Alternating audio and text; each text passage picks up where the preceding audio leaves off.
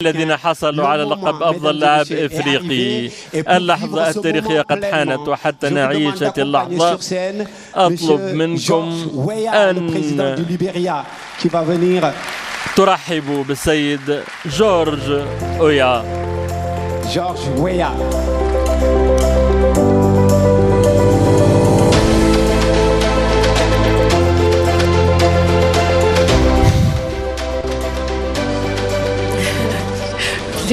Please don't slip, Excellency. All right. And the nominees for the Player of the Year المرشحون award let's do this. This is the one we've all been waiting for. The nominees are هم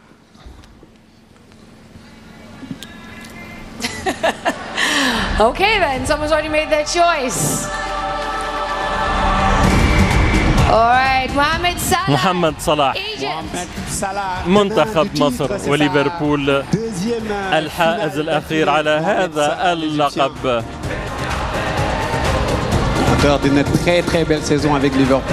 قام بالمصارعة مع ليفربول. ثم ساديو ماني لاعب منتخب السنغال، حصل على الجائزة سنة 2016 وكان هو الثاني الموسم الماضي. ثم بيريريك أوباميانغ ظاهرة أخرى، وصل إلى النهائيات ومرة أخرى هو بالانتظام 3 سنوات متتالية كمرشح لهذه الجائزة. والاكتشاف من هو أفضل لاعب إفريقي لسنة 2018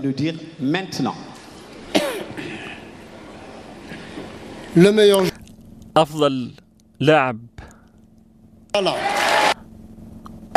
في الموسم هو محمد صلاح.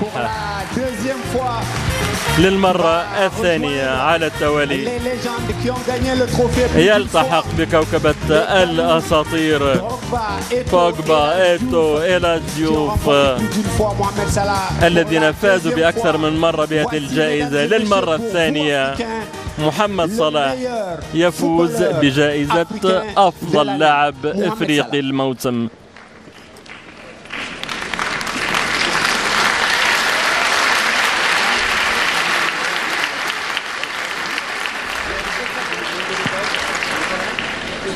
Merci beaucoup avec شكرا جزيلا. On va accompagner Mohamed Salah سنرافق pour un discours. محمد صلاح ليتفضل بإلقاء كلمة. You may go, Excellency. You may.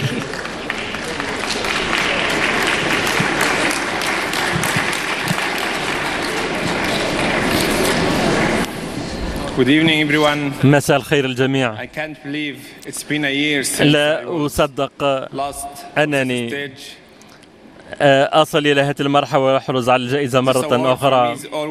هذه الجائزة مثلما قلت دائما هي جائزة كبيرة وأنا أعشقها لأنني كنت أحلم بالفوز بها منذ نعومة أظفاري، وقد فزت بها مرتين وأنا فخور جدا بأن أفوز بها مرتين. ولي أتوجه جزيل الشكر إلى عائلتي، إلى رفقائي، إلى الجماهير، لكل من ساعدني إلى أن أصل. وكذلك أتوجه الشكر لأبناء وطني في مصر، وأريد أن أهدي هذه الجائزة إلى وطني مصر. شكرا جزيلا لكم.